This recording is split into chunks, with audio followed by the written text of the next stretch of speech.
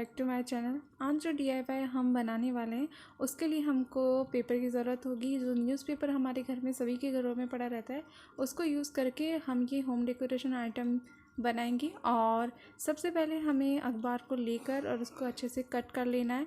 इसकी पतली पतली स्ट्रिप कट करनी है पूरे पेपर की, और फिर कुछ इस तरीके से। फिर उसके बाद में आपको कोई भी पतली चीज़ लेके या आप पेन की रिफ़िल आती है उसका भी यूज़ कर सकते हैं, या जो आपकी बैम्बू स्टिक आती है पतली वाली उनको भी यूज़ कर सकते हैं। तो यहाँ पर मैंने बैम्बू स्टिक का यूज़ किया है और उसके हेल्प से मैंने ये पतली सी कागज़ की जो स्टिक होती है वो तैयार कर ली है।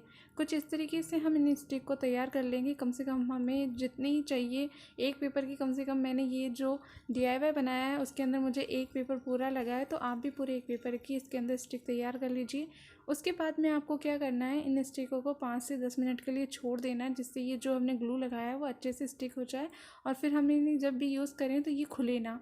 उसके बाद आपको क्या करना है, एक स्टिक को लेके और इस तरीके से इसके मुंह को मोड़ के और उसको राउंड राउंड आपको करना है, जिससे एक सर्कल बन जाएगा। और उस सर्कल को आपको काफ़ी राउंड तक बनाते रहना है, जब तक आपको जितने साइज़ का बनाना है उतने साइज़ का बना लीजिए। आपको बड़े साइज़ का बनाना है तो आपको जो राउंड है वो बड़े साइज़ का बनाना पड़ेगा।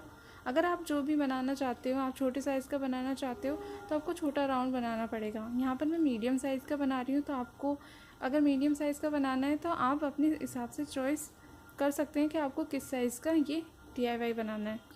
यहाँ पर मैं इस तरीके से इसको राउंड राउंड कर रही हूँ, तो आपको भी कुछ इस तरीके से इसे अच्छे से राउंड करना है। उसके बाद में जब भी ये स्टिक ख़त्म हो जाती है तो नेक्स्ट जो भी आप लगाएं तो उसके ऊपर थोड़ा सा ग्लू लगाइए और फिर उसको इसके अंदर डालकर, और फिर उसके बाद में आप उसको थोड़ी देर रुक के 2 या 3 मिनट रुकने के बाद में आप उसको राउंड राउंड करना शुरू कर सकते हैं। इसको आपको अच्छे से आराम से और टाइटली करना है, क्योंकि कभी क्या होता है कि हमारे हाथ में से छूट जाता है, फिर ये पूरा राउंड खुल जाता है और फिर हमें दोबारा से वही मेहनत करनी पड़ती है। तो मेरे साथ भी ये हुआ था, तो आपके साथ ना हो तो इसलिए आप ध्यान रखना कि आपको जो भी राउंड बना रहे हो उसका अच्छे से होल्ड करना है आपके हाथ में। और इस तरीके से आपको सेकंड वाली जो स्टिक है कुछ इस तरीके से लगानी। अगर वो अच्छे से स्टिक नहीं हो रही है तो आप इस तरीके से उसको हटा के फिर उसके अच्छे से होल उसको बना के और फिर उसके बाद में उस स्टिक को अच्छे से स्टिक कर सकते हो। इसके बाद में हमने ये पूरा वाला राउंड बना लिया है। जितने भी साइज़ का आपको राउंड चाहिए उतना आपको बनाने के बाद में इसको धीरे धीरे आपको सबसे पहले आपको मिड से आपको पुश करना है, फिर धीरे धीरे साइड से आप इसको पुश करिए। जिससे क्या होगा, पीछे की साइड में एक उभरा हुआ गुंबद आकार का इसका शेप बन जाएगा। तो हमें ये टॉर्टोइज बनाने के लिए इस तरीके का शेप चाहिए, जिससे कि उसका उभरा हुआ वाला पार्ट होता है वो बन के हमारा तैयार हो जाए। इसके ये वाला काम आपको बिल्कुल धीरे करना है। इसके बाद में आपको अच्छे से इसको फ्लैट सरफेस पे रख के उसका अच्छे से शेप को अच्छे से देना है। इसके बाद में सबसे पहले आपको क्या करना है, इसको अच्छे से रख के और इसके ऊपर आपको ग्लू लगाना है। ग्लू लगाने के लिए आपको उसके अंदर ग्लू के अंदर थोड़ा सा पानी मिक्स करके और इस पूरे सरफेस पे आपको अच्छे तरीके से ब्रश की हेल्प से ग्लू लगा लेना है। फिर इसके बाद में हम क्या करेंगे, जो क्ले आता है जो मैं यहाँ पे मेंशन कर रही हूँ, और अगर आप उसको बाय करना चाहते हो तो मैं उसका लिंक डिस्क्रिप्शन बॉक्स में डाल दूँगी। आप वो क्ले वहाँ से जाके ऑनलाइन भी आप उसको ख़रीद सकते हैं, और कोई भी क्राफ्ट शॉप से भी आप इसे ईज़िली ख़रीद सकते हैं। इन दोनों को आपको लेकर और अच्छे से मिक्स करके आपको जो भी इस पर डिज़ाइन बनानी है, जो भी आप शेप डालना चाहते हैं उसकी शुरुआत कर सकते हैं। तो यहाँ पे मैं जिस तरीके से आपको शो कर रही हूँ उस तरीके से भी आप डिज़ाइन कर सकते हैं आपके टॉर्टोइज को, और आप अपनी इच्छा से भी कोई भी डिज़ाइन डाल सकते हैं, कोई भी शेप या कोई भी लीफ का, फ्लावर का, किसी भी तरीके का शेप आप अपने हिसाब से बना के डाल सकते हैं। तो सबसे पहले आपको अच्छे से इसको आधे आधे पार्ट में मिक्स कर लेना है। थोड़ा थोड़ा लेके आपको मिक्स करना है, एक साथ पूरे को मिक्स नहीं करना है, क्योंकि ये एक साथ आप पूरे को मिक्स कर लोगे तो ये टाइट हो जाएगा और थोड़ी देर बाद में आपको ड्राई होने के बाद में आप इसको यूज़ नहीं कर सकते हो। इस तरीके से हाथों में लेके आपको अच्छे से मिक्स कर लेना है, और उसके बाद में ही आपको ये वाला क्ले है जो यूज़ करना है। और इसको यूज़ करना बहुत ही ईजी होता है, ये बहुत ईजी, इसमें शेप आप इजीली बना सकते हैं। और अगर ये इस क्ले को यूज़ करना काफ़ी इजी है, और आप इसके शेप बनाने के लिए सबसे पहले आपको इसको रोल करके बिल्कुल एकदम बेलन की तरीके शेप देना है। फिर छोटे छोटे टुकड़ा करके आप कोई भी शेप बना सकते हो। तो अगर आपके हाथ में स्टिक हो रहा है या आप सरफेस पे चिपक रहा है तो आप कोई भी पॉन्ड्स पाउडर का यहाँ पे मैंने यूज़ किया, कोई भी पाउडर लेके आप यहाँ पर उसको सरफेस पे डाल के और कोई भी शेप बना कर आप अपने टॉर्टोइज पे लगाने से पहले आप उस पर फेविकॉल लगाएं। फिर उसके बाद में जो डिज़ाइन आप बना रहे हैं वो आप टॉर्टोइज के ऊपर स्टिक कर सकते हैं। इस तरीके से इतनी थिकनेस होने के बाद में ही आपको आपका क्ले यूज़ करना है, उससे पहले आपको यूज़ नहीं करना है। अगर आप अच्छे से मिक्स नहीं करोगे तो आपका जो क्ले है वो अच्छे से स्टिक नहीं होगा और वो ड्राई अच्छे से नहीं होगा। थोड़े टाइम बाद में वो आपके टॉर्टॉइस से निकल के गिरने लगेगा।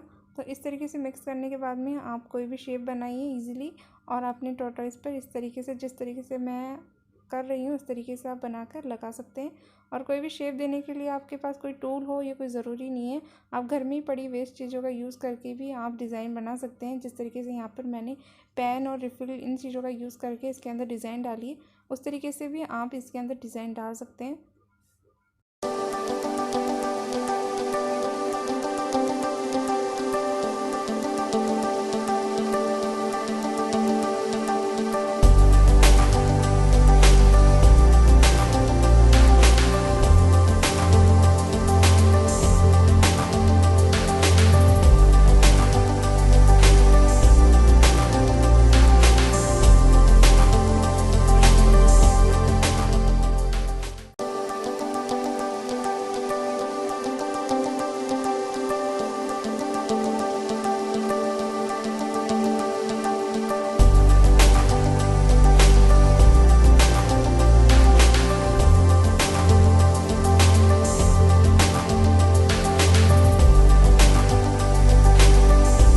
यहाँ पर अब हम क्ले की हेल्प से इसकी जो नेक होती है उसको डिज़ाइन करेंगे। तो सबसे पहले आपको अच्छे से सरफेस पे इसको राउंड राउंड कर लेना है।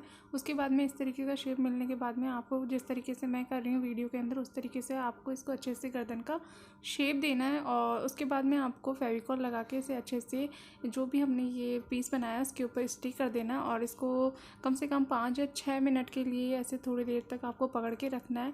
और जिस शेप में आप गर्दन को जैसा भी शेप देना चाहते हो उस तरीके शेप देके आपको होल्ड करके रखना है, जिससे उसका शेप जैसा है वैसा बना रहे।